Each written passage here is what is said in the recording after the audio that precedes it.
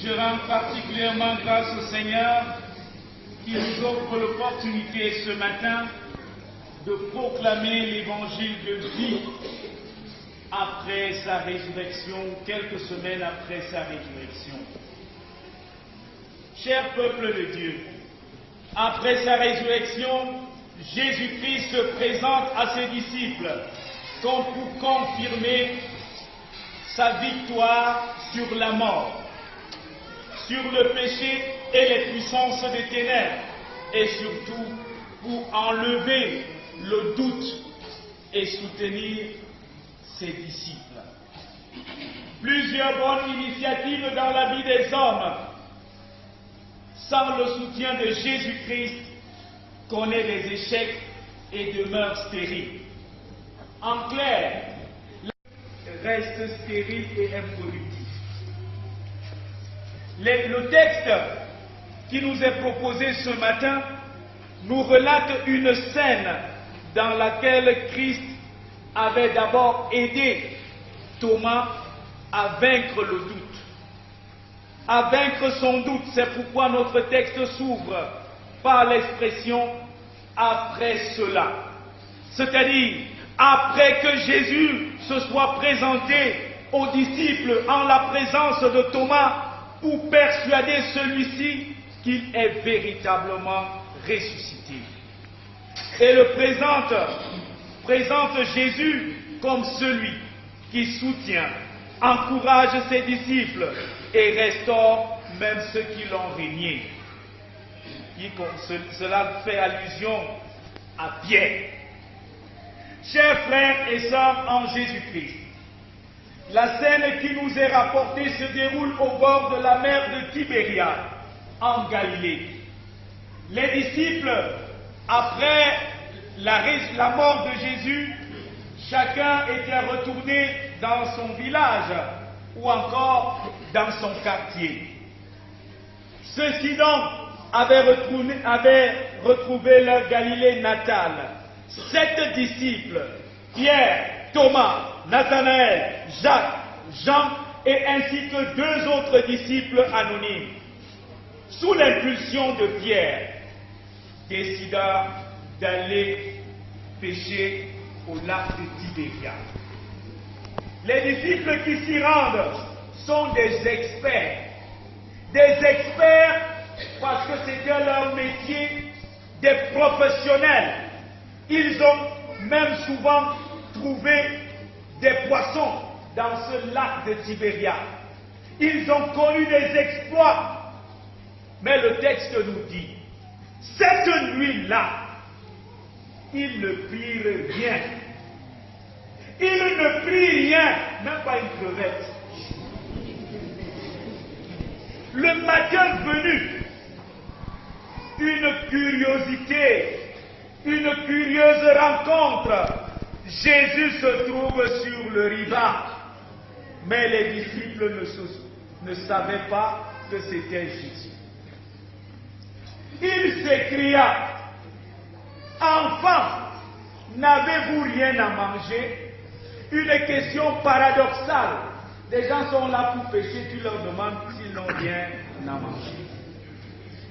Au lieu de leur poser la question, n'avez-vous rien pris toute la nuit?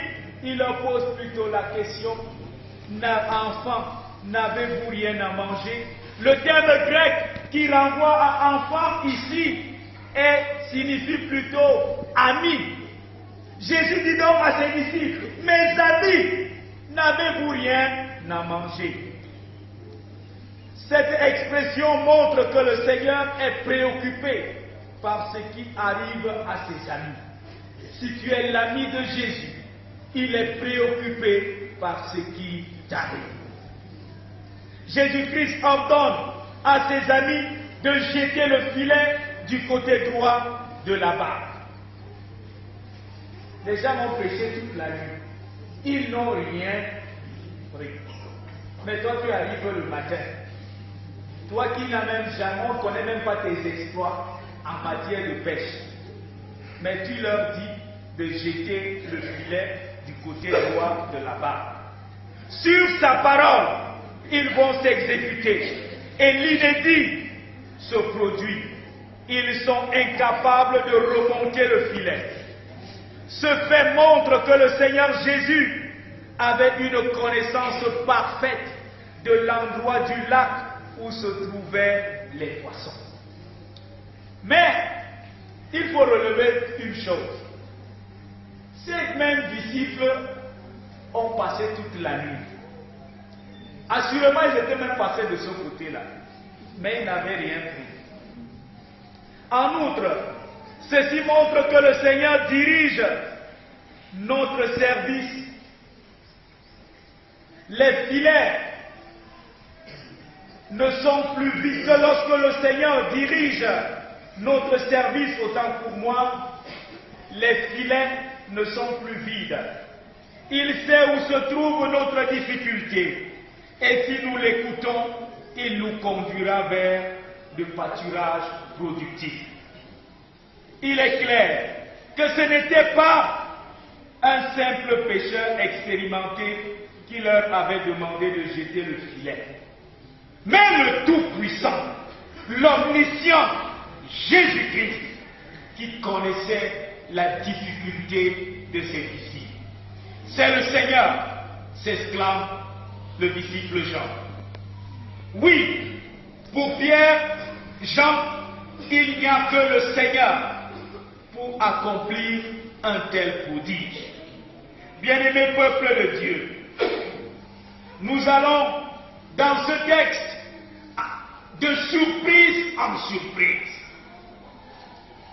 Le grand nombre de poissons pêchés constituait la surprise numéro 1. 153 grands poissons.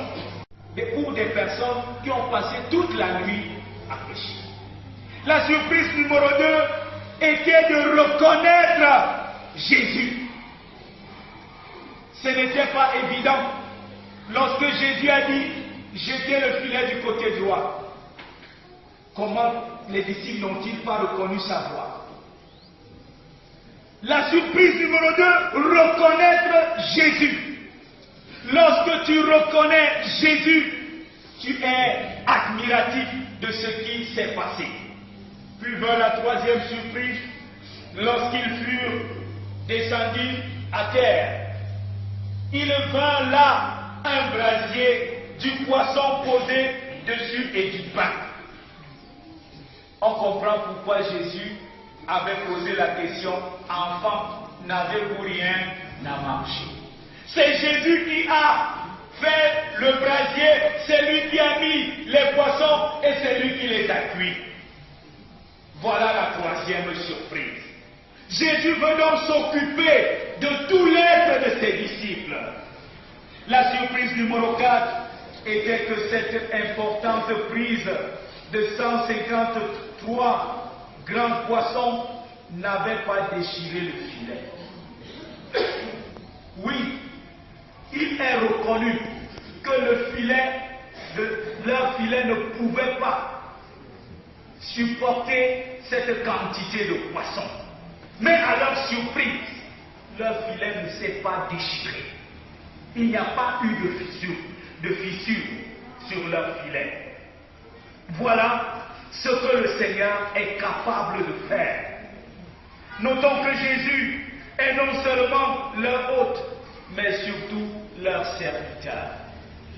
Jésus n'est pas là pour leur faire seulement pêcher du poisson, mais il est là pour leur servir.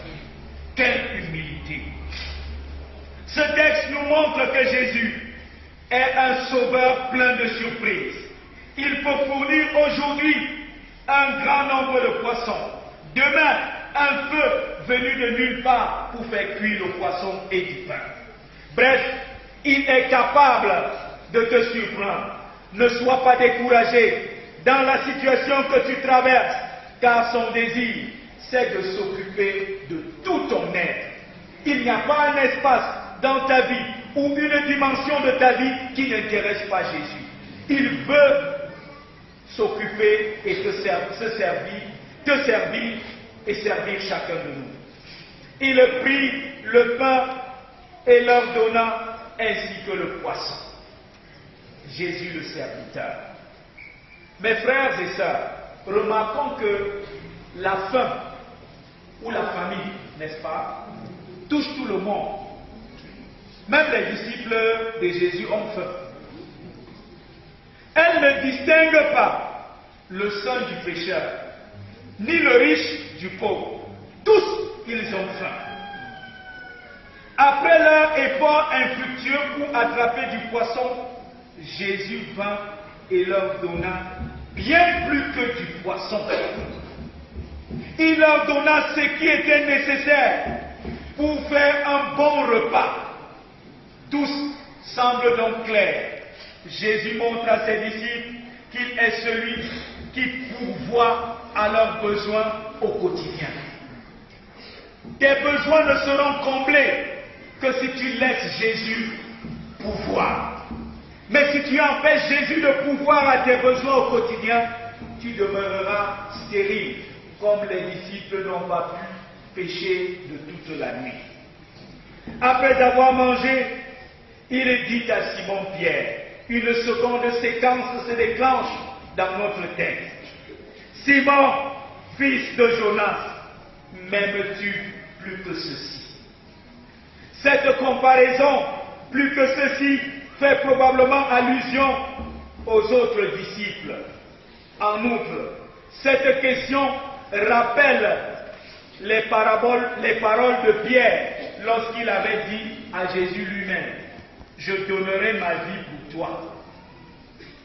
Il montrait là que son amour pour le Christ le garderait fidèle jusqu'à la mort. En fait, la question de Jésus à Pierre, comme pour lui demander, « Mon ami, cet engagement, il y a de cela quelques années, est-ce que cet engagement tient encore? Tu avais dit que tu n'allais jamais me régner. La question de Jésus, m'aimes-tu plus que ça tient encore. Pierre avait compris la leçon après avoir régné Jésus. Il ne se précipite plus à dire à Jésus, oui, oui, oui, ça tient. Il dit à Jésus, tu sais tout. Toi, tu sais tout. Tu sais que je t'aime. Il ne dit pas à Jésus, comment tu peux encore poser cette question? Il dit, toi, tu sais tout. Maintenant, je réalise que toi, là, tu sais tout. Et tu sais que je t'aime. Père mes agneaux, lui dit Jésus.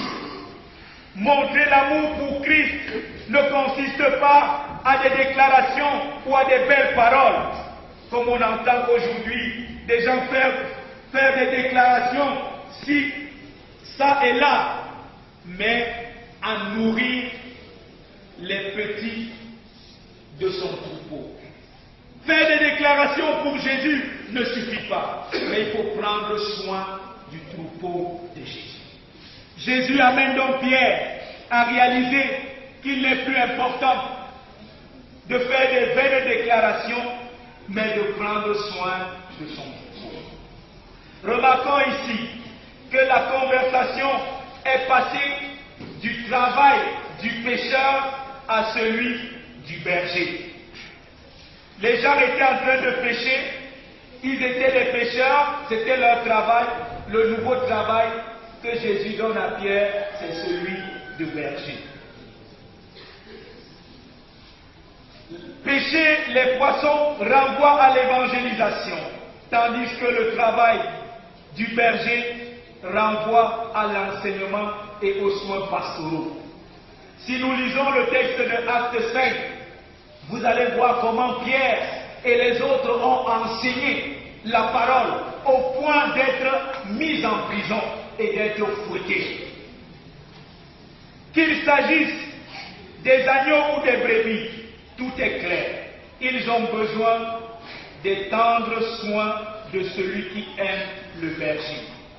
Mes frères et sœurs, de cet entretien de Pierre avec Jésus, il ressort que l'amour pour Christ est l'unique motivation qui convient pour le servir. Ainsi, toute activité ou entreprise engagée au nom de Christ qui n'est pas motivée par l'amour pour lui ne peut aboutir au service qui lui est agréable. Bien-aimé peuple de Dieu, toutes les fois que tu t'engages dans une œuvre en comptant sur ton expérience, sur tes compétences, comme Pierre, habile pécheur, tu cours le risque d'être confondu ou de ne rien obtenir. Notre texte nous dit qu'il ne prierait rien. Cela suppose que ton expérience ne te qualifie pas pour accomplir toutes choses, même celles que tu as souvent réussi à réaliser. Pierre avait souvent réussi à pécher, mais cela ne le qualifie pas. Tu as besoin du soutien du Seigneur. La présence de Jésus-Christ te permet de réussir là où tu avais échoué lamentablement. L'ordre de Jésus-Christ à ses disciples défie toute logique humaine. Il faut la saisir, il faut le saisir par la foi. Jetez le filet du côté droit de la barre et vous trouverez. Jetez le filet du côté droit de la barre et vous trouverez. Dans cet ordre se dégage une assurance de Jésus. Faites-le et vous trouverez des poissons. Ainsi se soumettre à Dieu par la foi conduit à réaliser des exploits qui témoignent de sa puissance et de son amour à notre endroit. Quand Dieu veut combler nos attentes, il va au-delà de ce que nous espérions. Les disciples espéraient seulement avoir du poisson, mais au-delà du poisson, ils mangent. Ils ont même à manger. Ils ont du poisson en quantité et en qualité. S'il t'arrive de traverser une situation qui semble te paralyser, fais confiance au Seigneur et soumets-toi à lui de tout ton cœur. Mes frères et sœurs, Jésus connaît les besoins de nos cœurs, de notre cœur. Qu'il s'agisse des besoins alimentaires ou physiques ou spirituels, si nous le reconnaissons comme Seigneur, notre vie va nous surprendre et nous offrir au-delà de nos attentes.